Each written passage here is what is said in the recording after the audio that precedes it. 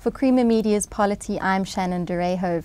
Freelance writer and author Krista Kuljian joins me in studio to discuss her first book, Sanctuary, about how an inner-city church spilled onto a sidewalk. Welcome, Krista. Thanks for having me here.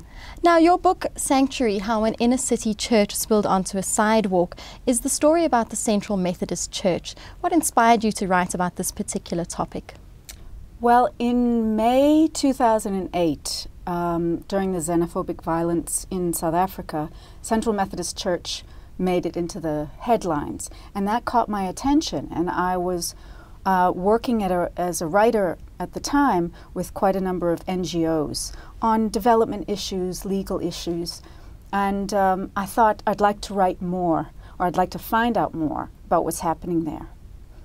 And what did your research focus on for the writing of Sanctuary?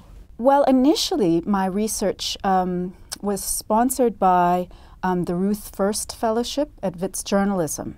And so my focus at that point was to write a story about Central Methodist covering 2008, 2009, when things hit crisis point at the church, and the church was overflowing with people. So my research was focused on face-to-face interviews with people, reading newspaper articles about that time, spending time at the church. But over time, after I finished that Ruth First research and gave the Ruth First Memorial Lecture, I decided to expand that work into a book, and my research expanded as well. So my second round of research really looked into the history of Central Methodist Church, which is also fascinating, and looked at the role it played in the city of Johannesburg in the 1970s, the 1980s under apartheid, when Reverend Peter Story was leading the church. My research looked at the role that Mvume Dandala played in the 1990s when South Africa was in a period of transition. And then it led back to the era in which Reverend Paul Verryn led the church up to the present, and the conflict that really erupted more recently there. Now, the book has been described as one that grapples with some of South Africa's most urgent social problems, with one of the chapters titled Sexual Favours for a Toothbrush. What were some of the other social problems that the church experienced, especially in relation with sanitation and hygiene? Well, anytime you have 3,000, 4,000 people living in a very confined space that's not meant, to provide accommodation, you are going to, run into these issues. And people will take advantage of people who are in quite a desperate situation.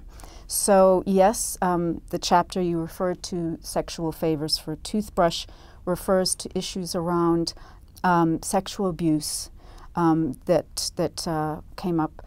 And also, you asked about hygiene and sanitation.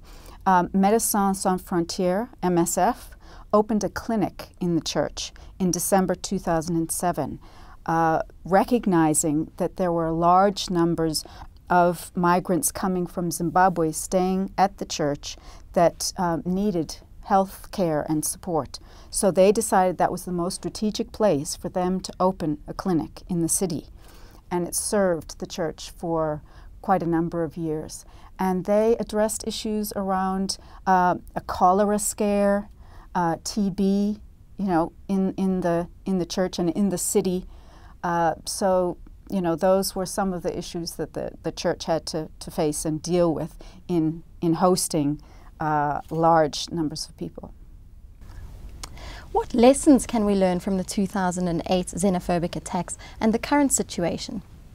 Well, I think that the 2008 experience came as a shock to many South Africans, but for organizations working in the fields of migration, there was the recognition that a growing number of people coming into South Africa, coming into Johannesburg, was creating tensions in terms of the police, the government, not necessarily making statements to welcome these newcomers, in terms of being difficult to get documentation, police arrests being quite regular in the city around documentation.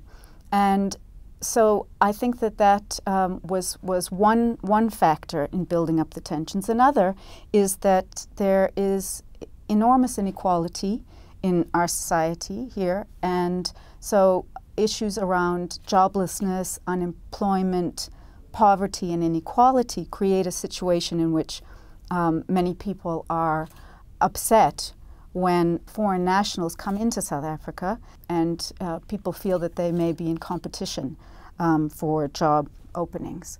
And I think that is certainly one issue that we have to keep in mind today in terms of addressing poverty and inequality in our society. What happened to all the people who lived there 5 years ago? And is Bishop Paul Verryn still opening his doors to the homeless? Well, the numbers of people staying at Central Methodist has come down quite a lot. The numbers are no longer in the thousands, but there are still several hundred people sleeping at the church every night. So yes, Paul Verryn still leads Central Methodist Church. He's the superintendent minister there, and he will continue to keep the doors open to anyone who is homeless or destitute. And so the numbers of people continue to arrive there. Many of the people who were staying there have moved on to other jobs. Some have gone back to their home countries, whether that's Zimbabwe or the DRC or elsewhere. So many people have used Central Methodist as a stepping stone to get their bearings and then to move on. Now, what future does the church have, and what is government doing to assist the situation? The book charts the role that Central Methodist has played over the decades in Johannesburg, and in Johannesburg as a city of migrants and a city of change.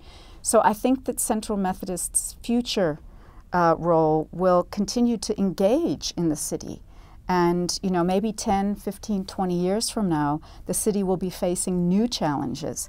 And I'm sure that Central Methodist will engage in whatever those are in the future.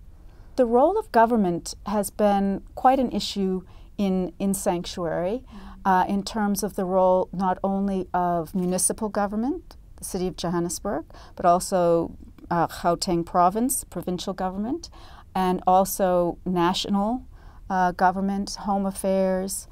And how have all of these, you know, sections of government tried to work together to address a crisis?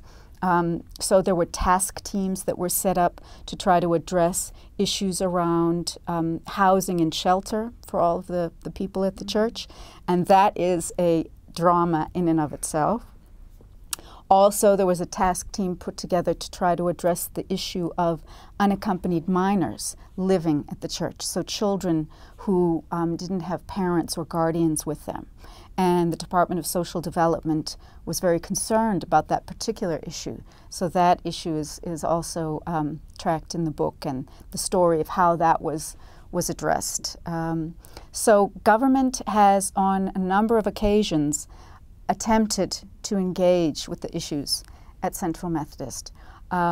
However, I think that if you look at what government is doing now, that the city of Johannesburg is very aware that it is a city of migrants, and so there is a migrant advisory committee that meets and looks at issues facing people coming into the city from the rest of the country and from the rest of the region and the continent.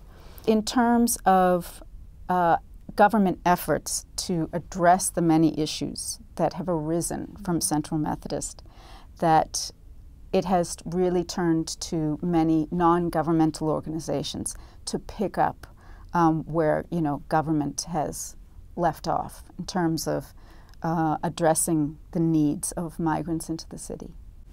Well, thank you very much for your time, and I wish you all the best with your book. That was Krista Kuljian, who joins me to discuss her new book, Sanctuary, about how an inner city church spilled onto a sidewalk.